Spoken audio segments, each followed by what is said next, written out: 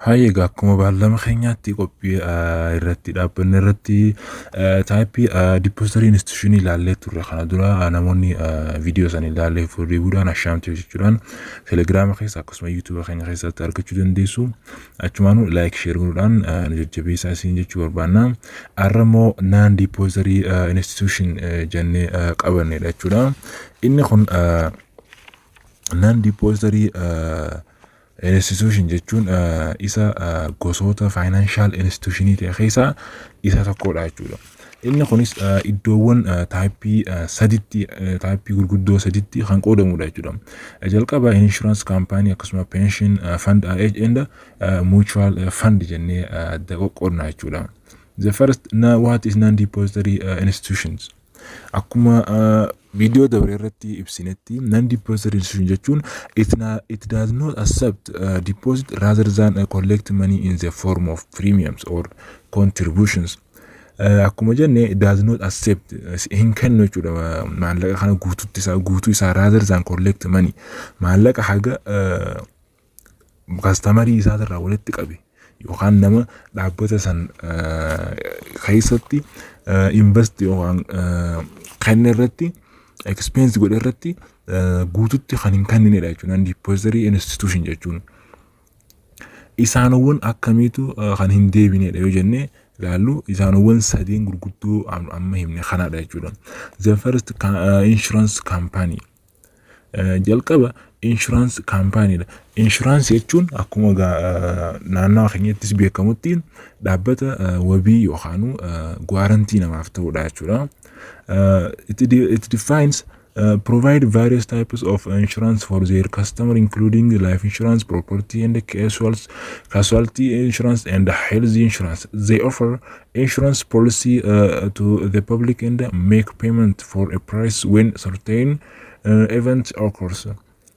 Insurance company yeroo jennu dhaabbanni insurance kun maamiltoota isaaniitiif jechuudha. Insurance gosa adda addaa kan kennudha jechuudha. Insurance kun insurance leen kunis insurance life insurance jedhamu jira, insurance jireenyaati, akkasuma property or casualty insurance jennaan jechuudha. Insurance qabeenya irratti guarantii namaaf ta'u jechuudha. Akkasumas insurance health insurance jedhamtu jira jechuudha. Isaanowwan sadeen kan of keessaa qaba jechuudha. Dhaabbanni insurance tokko jechuudha. Gurguddoowwan sadeen kana qaba jechuudha. Kana dhiyeessuudhaan kaffaltii kan raawwatan ta'a jechuudha uummanni.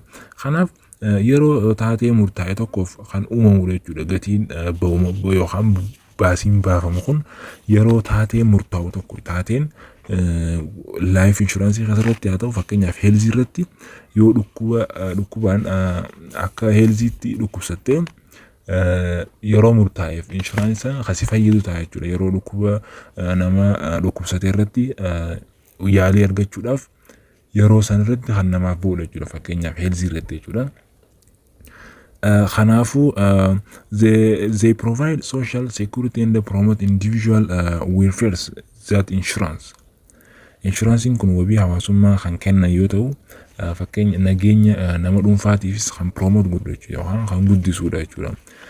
Insurance yoo fakkeenyaaf namni tokko qabaate fakkeenyaaf property insurance irratti konkolaataa kan yoo qabaatu ta'e qabeenya irratti konkolaataan kun yoo akka fedhetti bobbee galarree waa xiqqashollee taatu nageenya sammuu isaatiis ni argata jechuudha. Akkasuma nageenya dhuunfaa isaatiifis kan promote godhu jechuudha. Insurance wabii waan namaaf ta'u ittiin rakkattu jechuudha. Hedduminaan baay'inaan jechuudha. Maaliif insurance life property insurance yoo kan qabaatu taate jechuudha. Kanarraa kan ka'e jechuudha. Dhaabbileen insurance yeroo yeroon kaffaltii abbootii poolisii isaanii irraa argatu kaffaltii walitti qabuu fi akkasumas galii argame kana hanga maallaqni kun abboottiidhaaf imaammata kaffaluuf barbaachisutti invest ni godha jechuudha. Hanga poolisii saniif kaffalu jechuudha. Poolisii san keessatti amma fakkeenya yookaan imaammata dhuunfaa yookaan institutionii san insurance san keessatti yeroo wanti takka uumamuuf waan dhufuuf jecha maallaqa kanaaf karaa ittiin invest godhutu jira jechuudha. Karaa biraatiin maallaqa kana taa'uun jechuudha. Insurance kun mobilized godha jechuudha maallaqa kana yeroo khaayitu hin qabu jechuudha. Yeroo haayyatetti profitii sin argatu waan ta'eef mobilize godha jechuudha maallaqa kana jechuudha. Yeroo baay'ee maallaqa kana wabiin liqaa dhaabbilee yookaan dhaabbilee mootummaatiin kennaman irratti invest gochuuf itti fayyadama jechuudha. Kanneen akka aksiyoonii bituudhaan, sheerii bituudhaan wantoota kan akkanaatiin fayyadamuudhaan inshuraansiin irraa fayyadama jechuudha. Maallaqa namni inshuur godhate irratti jechuudha. Kanarrattis ni fayyadama jechuudha. Akkasumas aksiyoon irratti dhaabbilee baan irrattis invest kan godhudha jechuudha. Inni baay'inaan jechuudha. Inshuraansiin kun isaanowwan ammas haala kamiin nama fudhachuu danda'a yoo jennee ilaallu, insurance company can solve an adverse selection by secretary applicant that is.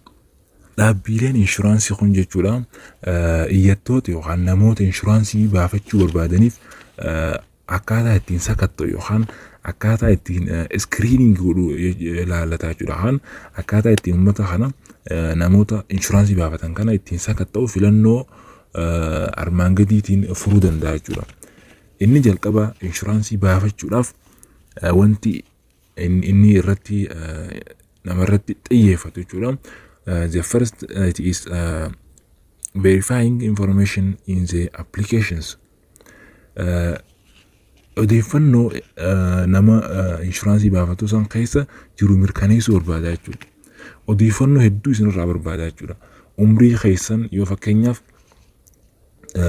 health insurance irratti fakkeenyaaf yoo kan baafattan taate umrii keessan yeroo itti dhalattan, ilmaan keessan akkasuma namoota yookaan hawaasa waliin jiraatanii wajjin yoo waliin baafachuu barbaadan feetan isaan kana hunda xiyyeeffatee kan ittiin insurer isin godhudha jechuudha.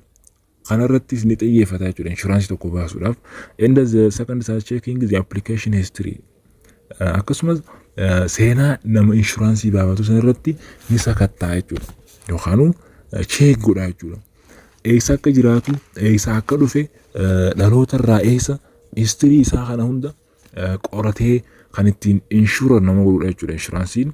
Akkasuma inni sadaffaa by applying restricting covenants in the insurance contracts. Inni biraatis waliigaltee inshuraansii keessatti kakuu limit ta'e tokko hojiirra oolchuudhaan kan waliif mallatteessanidha jechuudha. Hagam takka yookaan hagam takka akka hojjechuu barbaadan akkasuma kakuudhaan yookaan wanta hagam takka limit godhachuu barbaadan haga ta'e ilaalan jechuudha. Restrict waan ta'u qabus irraa kan ittiin baafatanidha jechuudha. Isaan haala sadeen kanaan inshuraansii namaaf baasuudhaaf kan hayyamamanidha jechuudha. Akkasuma inshuraansiin kun however the solution of moral hazard is depending on types of insurance offered.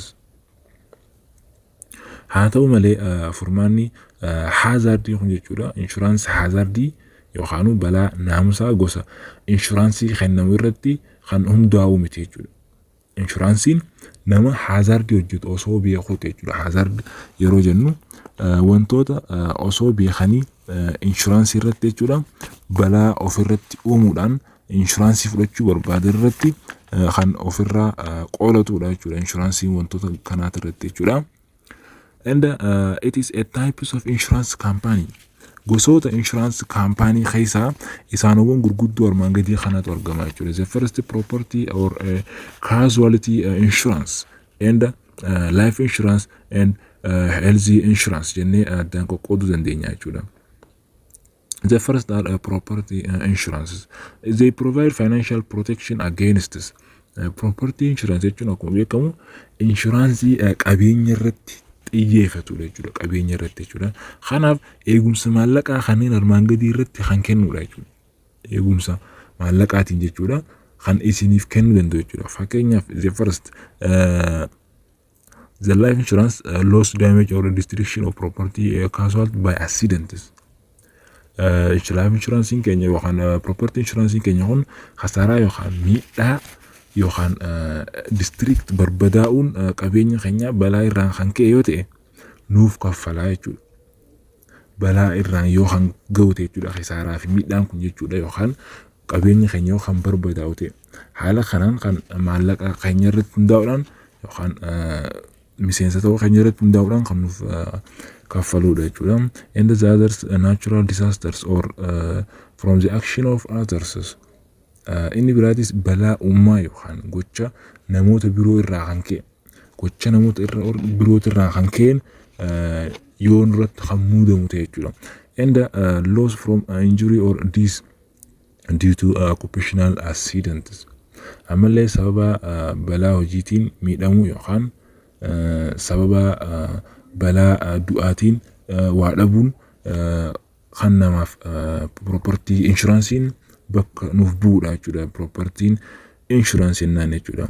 And property insurance kun jechuudha keessattuu gosti insurance kun jechuudha inni baay'inaan mul'atu insurance konkolaataa irratti jechuudha. Property insurance kun baay'inaan konkolaataa irratti baay'ata jechuudha akkuma addunyaatti jechuudha. Property insuranceonni qabeenyaa fi sababa qabbaneessuu seera bu'uura yookaan beenyaa kan fayyadamu yoo ta'u kunis khasaaraa maallaqa insuraansii fudhatee kan kaffaluudha jechuudha. Khasaaraa uummata san irratti kan akka beenyaattis kaffaluu danda'u jechuudha. Property insurance jechuudha. Property insurance kun ammas namoonni insurance irraa bu'aa yoo argatan bu'aa argachuuf khasaaraa akka fidan isaan kakaasaa tura jechuudha. Maaliif namoonni kun insuransiidhaaf bu'aa yoo argatan jechuudha. Bu'aa argachuuf garuu khasaaraan akka fidamu godha jechuudha insuransiin. Maallaqni ba'uudhaaf inshuraansii keessaa kisaaraan yookaan balaan uumamuu qaba jechuudha. Karaa kanaanii namarratti dhiibbaanis kan gaggeeffamu ta'a jechuudha. Kanaaf namoonni garii inshuraansii isaanii abdachuudhaan wantoota garaagaraa hojjechuu danda'u jechuudha. Garuu wanti barbaachisu inshuraansiin taayippii yookaan reguleeshinii rule and reguleeshinii qaba jechuudha.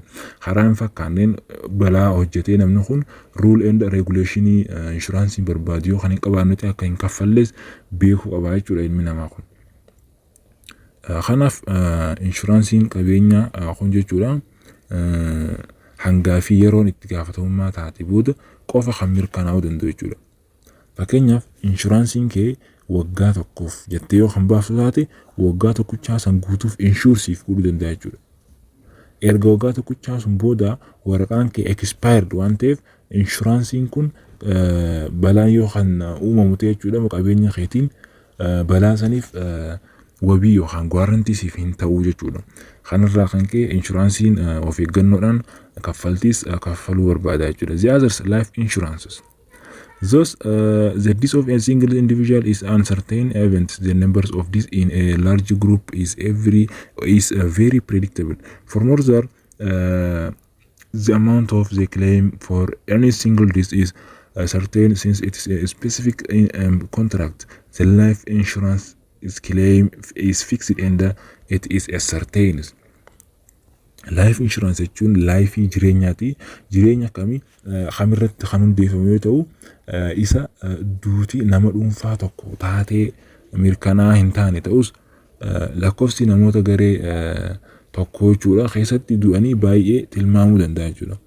Kana malees hangi du'a tokkicha kamiyyuu waliigaltee keessatti waan ibsameef kan mirkaneeffatudha jechuudha.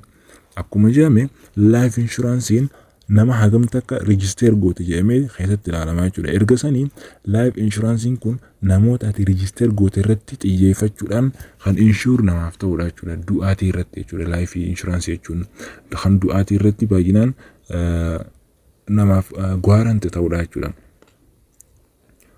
Namoonni ammas baay'een jiraachuu waan barbaadaniif inshuraansii jireenyaa keessatti rakkoon balaa hazard jechuudha akkasii hin jiru jechuudha. Namoonni jiraachuu barbaada yookaan suicide of godhuudhaaf hin tattaafatu yookaan suicide of ajjeesuudhaaf jechuudha. Namni irratti of tattaafatu hin jiru jechuudha. Life insurance kun garuu suicide yoo kan hojjettu taate kaffaltii tokko kan hin kaffalleedha jechuudha insuransiin. Maaliif jalqaba maal jenne rule and regulation qaba jechuudha. Life insurance yeroo nu life gosa akka ta'e irratti deema malee osoo beekuu namni of ajjeesuudhaan balaan akkanaa yoo uumamu ta'e keeyyata of ajjeesuu keessatti waan kaffaltiin hin jirreef kaffaltii kanarratti kan hin hirmaanne yookaan gaarantii kanamaaf hin taanedha jechuudha. Inni itti aanu health insurance dha. health insurance akkuma jennu yoo dhukkubsanne fayyaa barbaaduudhaaf fayyaadhaaf kan baafnu jechuudha. Akkuma beekamu amma buufata fayyaa keessa hedduminaan namoonni hunduu beeku jechuudha life health insurance jechuudha. Health insurancein shortly akkuma isin beektan sanitti kan fayyaadhaaf yeroo jedhameef yeroo dhukkubsateef namni ittiin fayyadamu yookaan bulchiinsi yookaan buufanni fayyaa ittiin guarantii namaaf ta'uudha jechuudha. Life or health insurance jechuudha. Okay, that's it is characteristics of insurance company. Insurance company kun amaloota akkam qaba yoo jennee xalaalu ta'u the first are it is insurance policy and it is a premiums. Insurance company kun jechuudha imaammata insuransiitii fi premium insurance qaba jechuudha. Kan kaffaltii insurance qaba jechuudha. Amalumarraa inni kaffaltis ni kaffala akkasuma imaamata yookaan poolisii kan qabu jechuudha. Akkuma jenne inshuraansiin jechuudha waliigaltee seeraan dirqama ta'ee fi abbaan qabeenyaa kaffaltii kan kaffalu yoo ta'u jechuudha. Jalqaboonni inni amala inni qabu keessaa kaffaltii kaffaluun amaloota inshuraansiin of keessaa qabanidha jechuudha. Abbootiin qabeenya saniif inshuur godhuu barbaada jechuudha. Kunis dhaabbileen inshuraansii taateewwan gara fuula duraa irraa kan ka'e gatii kaffaluuf waadaa kan galaniif ta'a jechuudha. Innis imaamanni inshuraansii san jechuudha. Maaliif fuula duraaf yoo wanti tokko kan uumamu ta'e maal ta'aaf jechuudha. Innis waadaa kan galuuf ta'a jechuudha. Akka inshuur ta'uuf jechuudha. Amalli inshuraansii keessaa inni tokko jechuudha.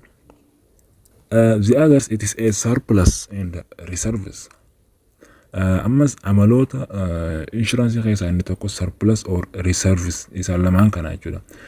Caalmaan dhaabbata inshuraansii tokko garaagarummaa qabeenyaa fi dirqama isaa jidduu jiru jechuudha. Surplus and reserve jechuudha. It is a surplus jechuun maallaqa dhaabbati tokko jechuudha. Dhaabbati inshuraansii tokko jechuudha. Akka itti gaafatamummaatti ramadee jechuudha. Itti gaafatamummaa wanta tasa uumamuuf ramadee jechuudha. Maallaqa kan achi keessatti inshuraansii san keessatti taa'amu qofa osoo hin ta'in dabalataan kan achi keessa kaayuudha jechuudha. Amalli inshuraansii qabu keessaa jechuudha. Dabalataan surplus godhee kan kaayuudha jechuudha. Maallaqa kana jechuudha. Akkasumas kaffaltii yookaan galii yeroo baay'ataa keessatti argame jechuudha. Galii investimentii qabeenya investimentii irraa argamu jechuudha. Kan itti walitti sassaabatudha jechuudha. Ammas reserve godha jechuudha. Inni inshuraansiin kun wanti irratti xiyyeeffatu yeroo kaasha namarraa walitti qabatu investimentii irra oolchuudhaan innis bu'aa argata jechuudha. Kanarraan kaffaltiin kaffalamaa jechuudha namaafis. Akkasuma inni itti aanu immoo the others or the characters of insurance company are determinants of profits. Amalli inni kan biraa maallaqa yookaan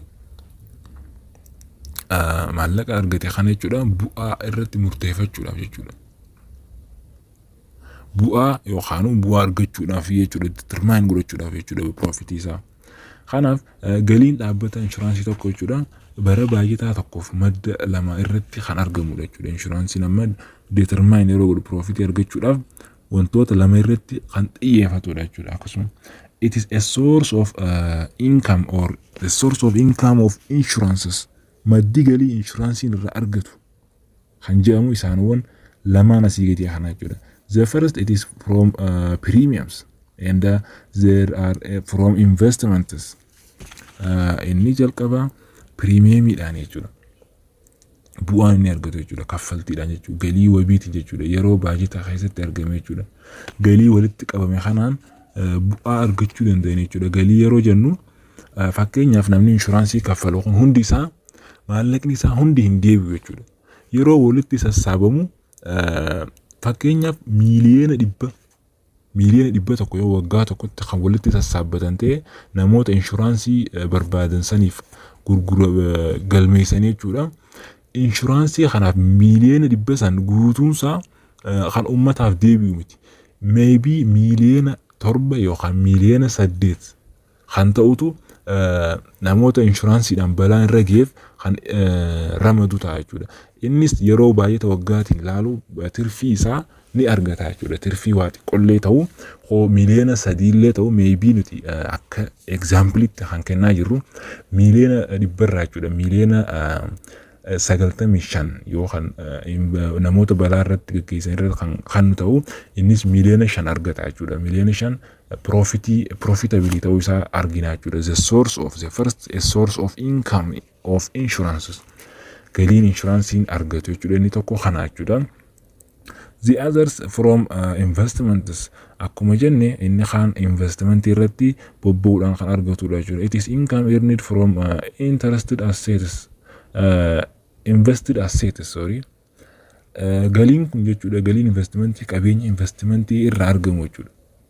Investmentii irraa argamu yeroo jennu wantoota akka financial security bitachuudhaan jechuudha. Wantoota akka stockii aksiyoona kanneen garaagaraatiin akkasumas manneen garaagaraa yookaan gamoowwan garaagaraa ijaarsifachuudhaan investmentii irra oolchuudhaan kireessuudhaan wantoota kanaatiin galii insuransiin irraa argatu isaanowwan kanaanii jechuudha. Galiin insuransiin argatu jechuudha. Akkanuma innis kan namaaf bakka bu'ee wabii qofaaf hundeeffame miti jechuudha. Insuransiin kun profitiidhaafis amala inni qabu keessaa inni tokko it is determination of profit jennaan jechuudha. And the other it is governmental guarantee. Unlike the liability of deposit institution, insurance policy are not guaranteed by any federal entities. Akkuma jedhame amalli insurance company kun mootummaan wabii tokko hin ta'uuf jechuudha yookaan bakka bu'ummaadhaan yoo wanni tokko sababa yookaan inshuraansii tokko baafatee namni tokko inshuraansii fakkeenya property irratti balaan konkolaataa tokko yookaan gaggawtee yookaan akka rule and regulationiin insuraansii ittiin kaffalutti yookaan balaa san gaggeessitee governmentiin guarantii takka hin ta'u jechuudha. It is not guaranteed by any federal entities. Ofuma isaatiif guarantii kana kan baatu ta'a jechuudha. Amalli insuraansii keessaa inni tokko jechuudha. And the second of types of insurance, it is a pension funds, types of non-depository institutions. Isaanowwan non-depository institution jennu keessaa inni kaan pension fund yookaan xoorataa yookaan soorama bahuu irratti jechuudha. Maallaqa sooramaa. Maallaqni sooramaatis kan non-depository that it does not accept deposit rather than collect money akkuma jenne jechuudha. Maallaqni kun guutuun isaa kan namaaf deebi'u miti jechuudha. Soorama irrattis xiqqoon namaaf gala malee guututti namaaf kan seenu miti jechuudha maallaqni kanisi. Kanaaf pension fund is established for the payments of retirement benefit and most pension fund assets are in employers sponsored plans. Pension fund yeroo jennu fandii sooramaati, fandii kaffaltii faayidaa sooramaatiif hundeeffame jechuudha. Nama soorama beef kan hundeeffame jechuudha. Kanaaf inni kun ammas namoota lamaanii kan hundeeffame jechuudha pension fundiin jechuudha. Namoonni inni isaan lamaanis isa employee fi akkasuma employers jennaan jechuudha. Isaanowwan lamaan kanaan kan hundeeffamudha jechuudha pension fundiin jechuudha. Employeen fakkeenyaaf contribution isaan akkaataa ittiin kaffalan yoo ilaallu ta'u akkuma barnoota garaagaraa keessatti barattan jeetii yaadaa akkasuma fundamental irrattis from employeedhaaf percentaa 7tu irraa murame jechuudha. Maallaqa inni irraa argatu jechuudha. Guututti irraa argatu sanirraa percentaa 7 kan irraa argatu jechuudha pension fundiidhaaf jechuudha. Namni sun akkasuma flow employers hojjechiisaa irraas percentaa 10 akka argata jechuudha. Waliigala percentaa meeqa jechuudha? Percentaa 18 jechuudha. Percentaa 18 walitti baay'isuudhaan kan ittiin pension fundiin argatu jechuudha. Calculation fundamental of accounting irratti of duo deebiidhaan ilaaluu dandeessu jechuudha. Kanas hojjennee turre waan ta'eef jechuudha. Pension fundiin karaanowwan kanaanis kan kaffaluudha jechuudha. Pension fundiinis akkasuma what is a source of income from pension funds? Maddi galii pension fundii to isarra argama yookaan jennee ilaallu ta'u the first contribution or salary and the second are investments.